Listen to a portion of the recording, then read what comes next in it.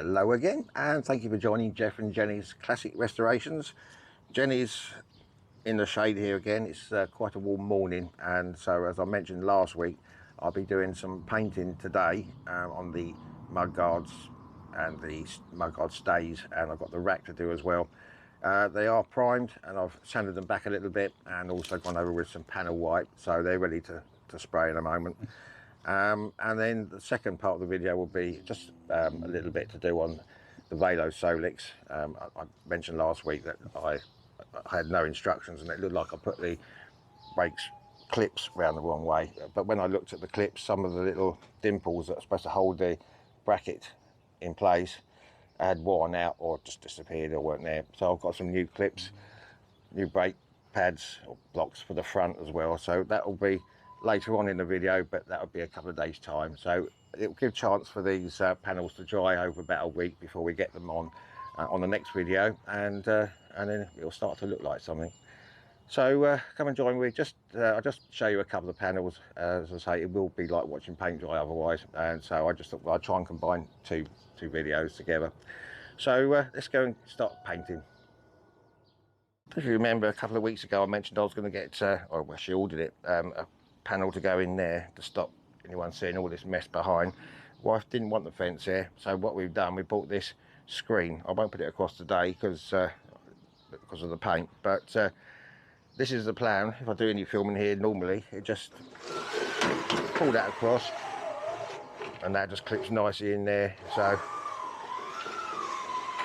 personally I would have sooner had a fence, but the wife wanted that, so I won't do that today, because so excuse all that behind. So we'll get painting. Right, so I'm going to start on the front mudguard. I've got this paint again, which is RAL 9016 Traffic White, I believe it's called. So let's get the mask on. I've got this new hat on as well.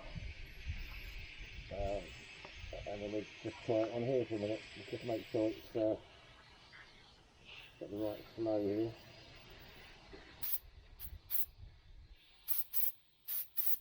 There we go, alright.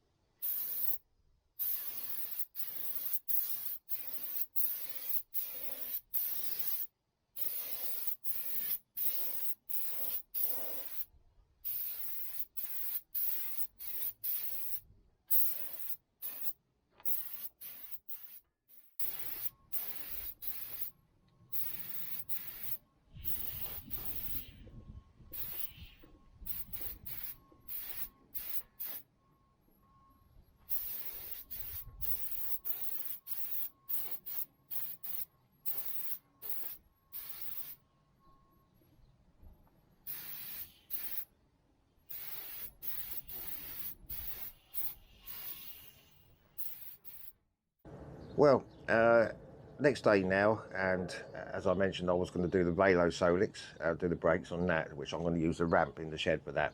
But unfortunately today it's got heavy rain, thunderstorms coming today, I believe, so I'm not going to get all the scooters out in the garden and everything, and then it pours down with rain. I would have had this gazebo for scooters, but as you can see, the wife's taking it over with tables and chair sets, which is quite nice, so we'll make the most of that. The painting, well, as I say, I'm no painter. It's not, they come out good, shall we say, compared to the picture above and what they were like. This is the only scooter I've had which has been solid. Metalwork is solid, but the amount of pitting I've had, and as I say, I'm not the best of painters. Still got a couple of flies in it, so I'll be able to sort that out. I'll touch them up, I suppose. But everything else has come out all right. The stays are in there, they all come out the same. They're quite smooth considering how pitted they were. The rack's not bad, that's come out okay. But all this, I'll let it dry properly for another week or so, and then we get all this fitted next week. So I thought what I'd do is make haste whilst the sun shines, just about sunshine, and I can get some little bits onto the front mud guard. These have been stuck in one of my drawers for the last few months, so I'm going to try and get these on, which it had originally. I'll just bring it around a little bit. So they will fit on there. Well, they used to go on there anyway, so they've got to go slightly ahead of that. So they fit on there. They've got to go over that lip, so I don't know how that's going to come out. But as you can see in that picture before, how badly these are cracked and everything. And the other thing I'm going to try and get on is, well, we'll be able to get on, is the badge. Get that out of the way with these pins and clips and everything I've got for them. So just do a little bit now, and then I'll come back tomorrow or so and we'll do the VeloSolex.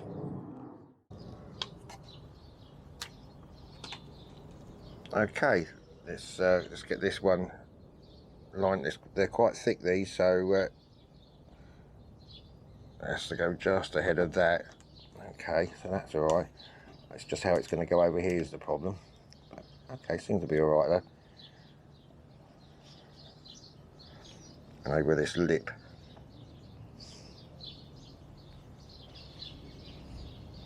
Okay, not too bad.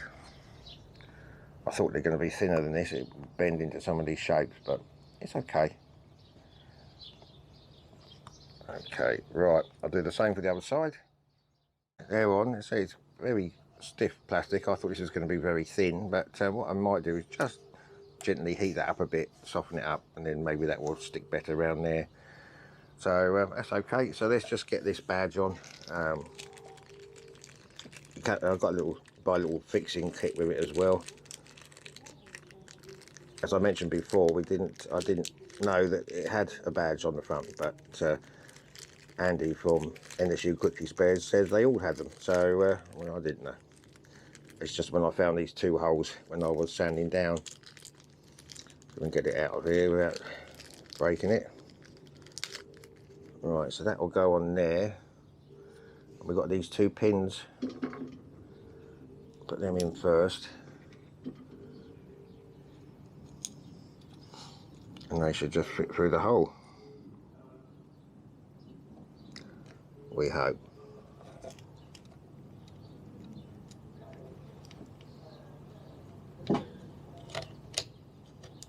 There we go. Yeah, that's right, Jenny. It's all done. And then I just have to put these little clips on the other side, which will hold the pin. So I'll just put them on, and that's done. Well, here we are. We've got thread on the ramp today, the VeloSolex 1700. Before we start, as I say, I've got to do the brakes today. I've had nothing but trouble with these pads. Just keep coming out, even though even though the wheel's going that way, they shouldn't slide out. But there's a chap in America who's been a great help called Brian. His nickname is Brian Solex because he's an expert. So we'll come back to that in a minute. I'll just go quickly show you around here with the NSU quickly. I have put the mud guard on. I have to take the front wheel off to get it on for the bolt to go up into the steering area. And I've got one of these stays across. I've still got well, this one over here to go on. But the reason I've held fire with that, there's supposed to be some. I did have one. I couldn't find it anywhere, but it needs two. But there is a set of two I can buy, which I'm going to wait for. And it's like a rubber block that slides onto there, and then the cable for the speedo actually attaches onto this rubber into the speedo, and the front brake also goes down the other side into another one. So I know I only had one, which I can't find, so I might as well order a pack of two, and then that would be okay for these two. So that's why I've left this one for now.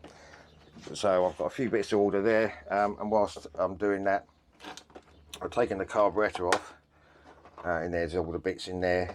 It's not too bad. Obviously it's a bit grotty in there. I need to get some, I'm going to put it in the ultrasonic cleaner. The jets and that weren't bad, they're not blocked or anything, but we'll give that a good clean. But in the meantime, when I'm ordering those two rubber things, I've got to order some seals and rubbers, gaskets for all this. So I'll do that at the same time. But anyway, back to the job in hand, the VeloSolex. Right, I'm just going to take the cover off to start with. This is also another thing that Brian mentioned. You can put some WD-40 onto the mechanism, which helps it. It is, if you, there's the front brake, it's quite smooth, but obviously there's no block the other side because I lost one. And it's just awful taking one of this out and being scared to use the brakes. You know, I just try and avoid using them, trying to not have to stop suddenly or anything. So we'll take this cover off.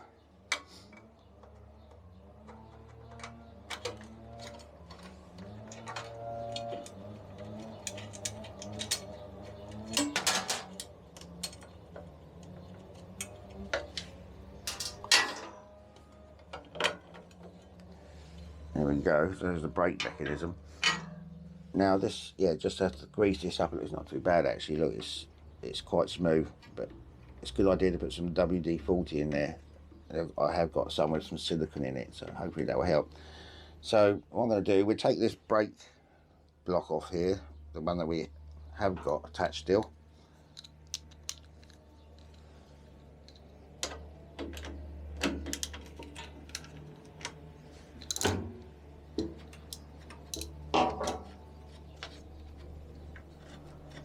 Right, so this is where he said I've gone wrong. I sent him some pictures.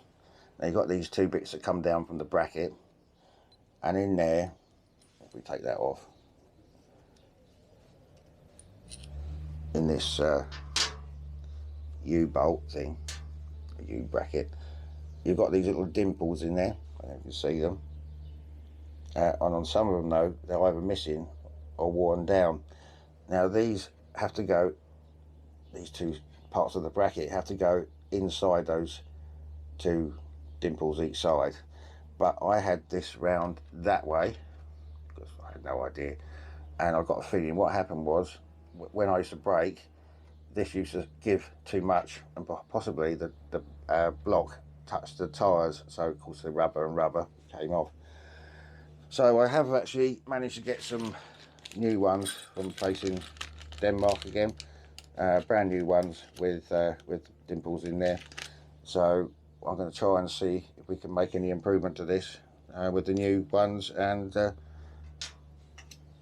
get these new brake blocks on. I probably will have to release them because these are thicker than the other ones. So let's get on and do that. Right, so that's in now. I've loosened this off to allow that to split apart comfortably. Now those two parts of the bracket are each side of the dimples now. On the new one there anyway. That's not too bad, but some of them are missing, so we can get this one tightened up for now,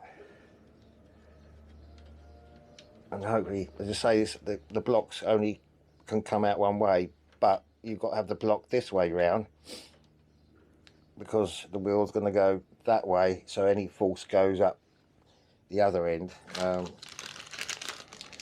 Let's get the other one here in a minute. Yeah, so it's open one end and close the other, so obviously that's when you brake it goes against that, but for some reason I'm losing them out here, which is not good. But anyway, so I'll get this tightened up and then we'll have a go at the other side. Right, so that one's in there. This is the old U-bolt thing. In there, pretty much non-existent. There's about one little dimple in there, the others are gone. That's why I decided to replace it. So what happens is now, hopefully, once you put the front brake on, this actually goes against the fork, which stops it moving any further. And I think what had happened when it was the other way round and not fitted properly, it was just bending it out, pulling it out of shape and touching the tyre and just ripping it off. So I'm going to put some it's not WD-40, 3-in-1 it is, but it's got some silicone in it, and that will help loosen this up. But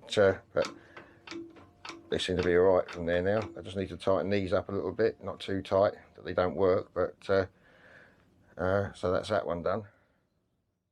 Right, I've put some of this 3-in-1 stuff with some silicone in it. Obviously not got it on the blocks, so before they used to sort of stick on as well. So if I move this up and spin it, it spins quite freely now, and we can get the brake to hold this around here. There we go. So hopefully that will fix that problem. I'm going to go do the back one now. That's going to be a bit more of a palaver because I've got to take the bags off and everything, and the garlic and onions. So I'll get this plate back on. I just thought I'd take you for the ride in case there's anybody that's got one of these that's got brake troubles. And you know, it's thanks to Brian in America, VeloSolex, for his advice on that. Well, that was earlier on today. I had one of my tension backaches to start with, and it goes to the neck. So and it was a hot day, so I've had a couple of hours sleep earlier on. Jenny's been out for her walk. I took it for about a 2-mile drive down to the shops, and the brakes are definitely a lot better now. I didn't lose any brake blocks, so hopefully that sorted that problem out. It was running a bit funny. It was all right to start with. Didn't seem to have the speed that it used to. I mean, it does about 18, supposed to, but maybe it was no much more than 10. But it was running all right until I got down to the shops, into the traffic lights, and I switched it off at the traffic lights, pedalled off again, and it was jumping a bit, and eventually I just pedalled it. And coming home, I had to sort of stop a few times. Every time I got caught behind the car turning right or something, it would cut out again. I'd have to pedal it. It was a hot day and I had a bad neck. But anyway, I've done a few checks on it. The spark plug's fine. Tightened up a few fuel pipes and everything because there was a few bubbles in the outflow. So I'll take it for a quick run in a minute, just see how we get on now. I think I feel better. So it's just a short video today. It's just something for this week coming up. I'm back to work for 3 days now, and then I'm off again for 7. But next week we'll start getting all the I'll wait for those bits coming from NSU Quicky spares, and then we'll get the mudguard on, get the wheel on, and at least there's lots of connections and whatever to do, but at least it'll look like a motorbike again, won't it? So till next time, you take care and have a good evening. Bye for now.